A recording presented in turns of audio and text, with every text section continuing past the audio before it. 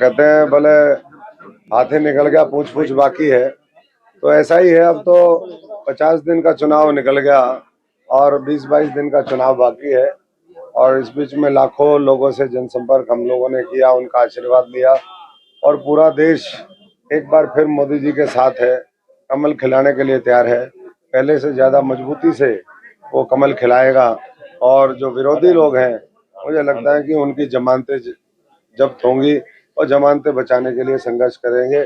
उसी क्रम में 4 तारीख को मैं सभी साथियों के आशीर्वाद से नॉमिनेशन भरूंगा।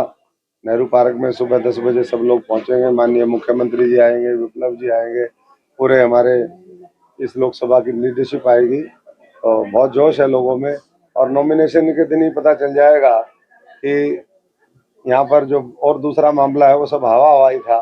जमीन पे कहीं भी ना उनके पास संगठन है, ना लोगों का विश्वास है, और एक तरफा जीत जो है भारतीय जनता पार्टी की है। आपके सामने कुमारी शैलजा है, 6 बार उनके परिवार या वो खुद सांसद रही हैं, किस तरीके की चुनौती मांगते हैं आप? देखिए, पहली बात तो जब देश ने मन बना लिया हो, एक विचारधारा को चुन लिया हो, एक नेतृत्व के साथ वो जुड़ करके देश में तीसरी बार सरकार बनाना चाहते हो, तो पहली बात तो कोई व्यक्तिगत यहाँ कोई मुझे नहीं लगता कि महत्वपूर्ण है। लेकिन जब मैं सांसद था, हमारे पत्थर और हमारी उपलब्धि देख लीजिए, और जिनके बारे में आप चर्चा कर रहे हैं उनके पत्थर ढूंढ लीजिए, आपको समझ में आ जाएगा कि मुझे एक बार मौका दिया यहाँ के लोगों ने। हम 45-50 हजार करोड़ रुपए के प्रोजेक्ट लेकर के आए, और जब अब मोदी जी का साथ है, आशीर्वाद है, तो लाखों करोड़ रुपए के फिर प्रोजेक्ट लेकर के आएंगे। आज अभी गोविंद जी कह रहे थे, हमारे दूसरे साथी चर्चा कर रहे थे, किसी गांव में विकास कार्यों के लिए कोई पैसे की दिक्कत नहीं। और ज्यादा मजबूती के साथ फिर हम मिलकर के प्रयास करेंगे, और न केवल आज तीसरी बार देश के अंदर सरकार बने, बल्कि प्रदेश में फिर दोबारा मनोहर लाल जी, नायब जी के नेतृत्व में तीसरी बार फिर सरकार बनाने की ओर आज हमारा प्रदेश अग्रसर है। और किसान मजदूर हर वर्ग अपने आप को ताकतवर महसूस कर रहा है। कुछ गांवों का मुआवजा रुका हुआ था बीच में, कल ही खारिया और उधर के जो गांव हैं उनका मुआवजा 23,000 रुपये प्रति एकड़ वो मुआवजा रिलीज किया है। आप लगा लीजिए, अगर किसी के 10 एकड़ जमीन है उसका मुआवजा आया होगा तो 2.5 लाख जो रुपए हैं वो 10-10 एकड़ पे आए हैं।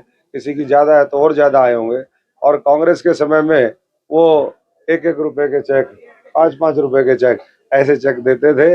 वो किसान की तौहीन करते थे, किसान को कमजोर करते थे।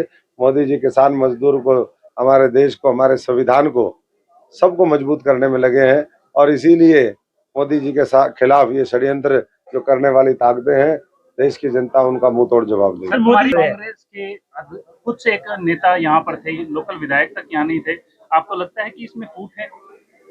देखिए, सबको पता है, ये मीडिया ने, आप लोगों ने क्यों हवा बना दी थी मुझे पता नहीं। जिस पार्टी के पास संगठन ही नहीं है, जिसके पास ना बूथ पे संगठन, ना गांव में वर्कर, ना लोगों के बीच में जाना आना, ना उनका यहाँ पर रहना, तो ये सारी चीजें इस बात का संकेत है कि हवा में जो है बहुत ज्यादा समय तक वो नहीं होता।